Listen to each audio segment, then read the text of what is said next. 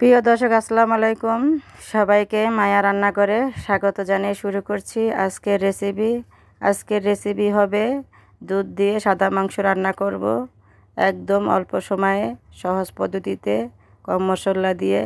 তো এখানে আমি নিয়েছি হাড় চর্বি সহ গরুর মাংস, আর নিয়েছি সাইজ করে কেটে পছন্দ মতন ধুয়ে পরিষ্কার করে নিয়েছি। আর প্রথমেই দিয়ে দিচ্ছি বাটা কাঁচামরিচ, আর দিয়ে দিচ্ছি পেঁয়াজ বাটা।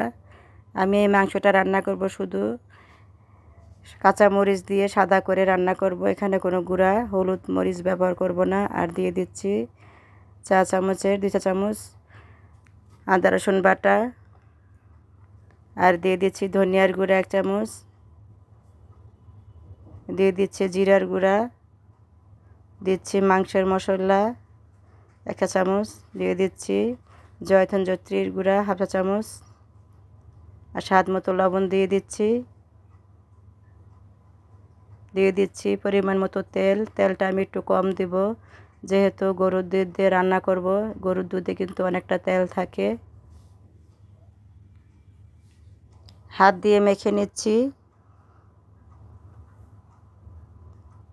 10 মিনিটের জন্য আমি মেখে নেব হাত দিয়ে। আপনারা চাইলে হাত দিয়ে এভাবে মেখে ঢাকনা দিয়ে আধা ঘন্টা 1 ঘন্টার জন্য রেখে দিতে পারেন। আমার হাতে সময় ছিল না, সেজন্য আমি রাখতে পারিনি। মাখাটা হয়ে গেল, এখন দিয়ে দিচ্ছি কষানোর জন্য দুধ। আমি এখানে খাঁটি গরুর দুধ দিয়ে মাংসটা কিন্তু রান্না করতেছি। দুধ দিয়ে একটু মাংসটাকে আবারও মেখে নিলাম, নিয়ে আমি হাতটা ধুয়ে একটু পানি দিয়ে দিচ্ছি। আর এখানে কোনো আমি পানি দেব না, এখন আমি চুলায় বসিয়ে দেব।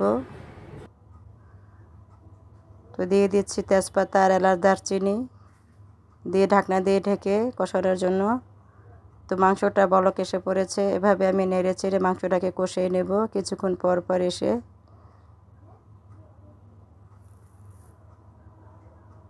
তো মাংসটা কষানো হয়ে গেছে, প্রায় মাংসটা সিদ্ধ হয়েছে আর তেলটাও ছেড়ে দিয়েছে। তার মাংসের কালারটা কিন্তু খুবই সুন্দর হয়েছে। আর আমার এই ভিডিওটা একটু নড়াচড়া হচ্ছে, আমার ভিডিওটার স্ট্যান্ডটা ভেঙে গেছে, সেই জন্য একটু হাত দিয়ে করার কারণে ভিডিওটা একটু নড়াচড়া হচ্ছে। এখন দিয়ে দিচ্ছি আবারও গরুর দুধ। এখানে আমি 1/2 কেজি গরুর দুধ দিয়ে দিলাম, নেড়ে চেড়ে আবারও ঢেকে দিচ্ছি।